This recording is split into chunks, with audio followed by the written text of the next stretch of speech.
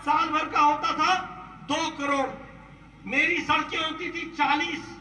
कहां डालेंगे इस पैसे को?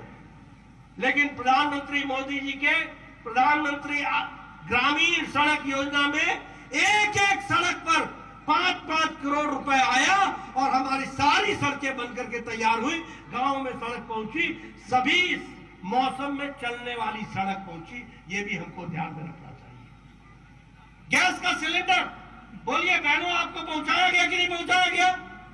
गैस का सिलेंडर पहुंचाया गया कि नहीं पहुंचाया गया? लेकिन मित्रों, मुझे 2-3 बातें बड़े दुख के साथ कहनी पड़ती है कि यहां आवास योजना का पैसा भी खा लिया गया। मुझे दुख के साथ कहना पड़ता है कि यहां शौचालय का पैसा भी खा लिया गया। मुझे दुख के साथ कहना पड़ता है कि मनरेगा में भी यहां भ्रष्टाचार हुआ है। ये क्या है? ये बंगाल की हालत क्या बना रखी है दीदी आपने? अभी बता रहे थे, सुकांतु मजूमदार जी बोल रहे थे कि गोरू खा गए, बालूर खा गए, कोयला खा गए, कुछ छोड़ा ही नहीं खाने से, और शौचालय की भी बात कर रहे थे। ये आपके बांग्ला भाषा में ये क्या क्या बोल रहे थे वो भी मैंने सुना।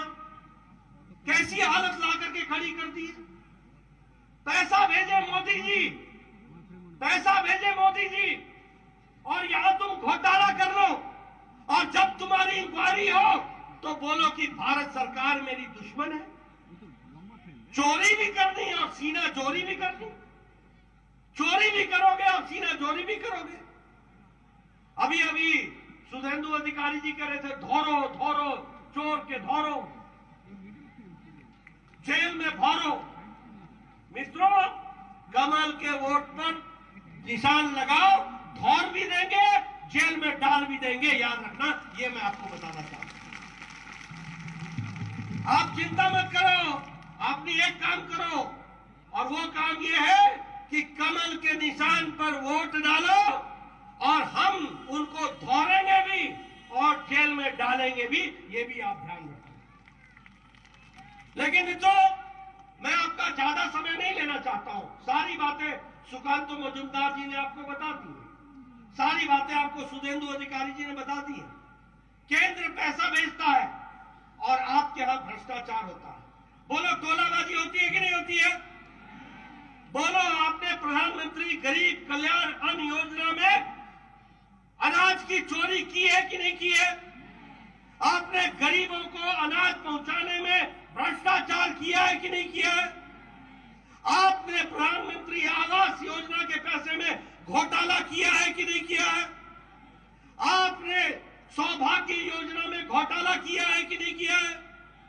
आपने प्रधानमंत्री आवास योजना में घोटाला किया है कि नहीं किया है? और जब आपकी इंक्वायरी होती है तो दीदी आप तिलमिला जाते हो, बोलते हो मोदी सरकार, मोदी सरकार, मोदी सरकार। अरे मोदी सरकार ईमानदार सरकार, आपकी सरकार बेईमान सरकार। इस बात को आपको समझना होगा। और मोदी जी ने लाल किले के प्राचीर से कहा है, भ्रष्टाचारियों को छोड़ेंगे नहीं, जेल में डाल करके ही हम चैन लेंगे। ये बात हमने कही। अभी देखो, अगर सुधेंदु अधिकारी को जज के माध्यम से राहत मिलती है और जज ये कहता है कि सुधेंदु अधिकारी को गलत तंग किया जा रहा है,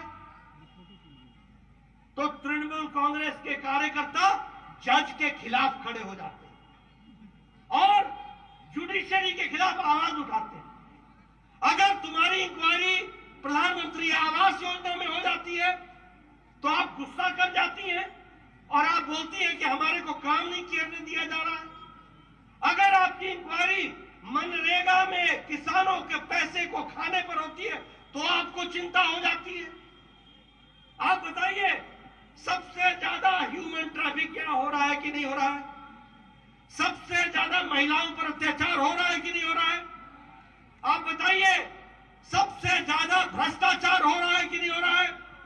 आप बताइए, लॉ एंड ऑर्डर, कानून व्यवस्था ध्वस्त है कि नहीं है? आप बताइए कानून व्यवस्था चरमरा गई है कि नहीं है? आप बताइए टोलाबाजी हो रही है कि नहीं हो रही है? आप बोलिए तृणमूल कांग्रेस की गुंडागर्दी चल रही है कि नहीं चल रही है? इसको रोकना है कि नहीं रोकना है? मित्रों, इसका रास्ता एक ही है और वो रास्ता है भारतीय जनता पार्टी। चाहे वो पंचायत का चुनाव हो, चाहे वो लोकसभा का चुनाव हो। बताओ, यहां जब लोकसभा का चुनाव होगा, कृष्णानगर में कमल खिलेगा कि नहीं खिलेगा? खिलेगा कि नहीं खिलेगा? मैं पीछे से सुनना चाहता हूं, खिलेगा कि नहीं खिलेगा? खिलेगा कि नहीं खिलेगा? मेरी ये आवाज सुनकर के दीदी गुस्सा हो जाती है। आप जब बोलते हो खिलेगा तो उनको गुस्सा आ जाता है, उनको चिंता हो जाती है। और मैं कई बार उनको बोलता हूं, एक बैठक में हमारे बगल में बैठी थी, मैंने बोला दीदी इतना गुस्सा मत किया करो, आप संविधान के तहत काम करो, नियम कानून के साथ चलो, भ्रष्टाचारियों का साथ छोड़ो और ईमानदार तरीके से आप बंगाल की सेवा करो। आपको भगवान ने मौका दिया है, हम तो समझा सकते हैं। मैं तो अभी भी कहूंगा, दीदी को, सम्माननीय दीदी को सद्बुद्धि दे, सुबुद्धि दे, अच्छे तरीके से काम करो, गुस्सा मत करो, संविधान को मानो, नियम कानून पर चलो और समाज की सेवा करो। और मैं हमेशा उनको कहता हूं, दीदी ऐसा रहा कोरोना,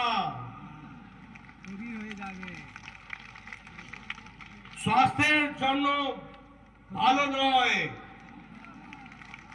शांतिर संगे चिंता करो और संविधान में काज करो, संविधान के साथ संविधान को मान करके काम करो।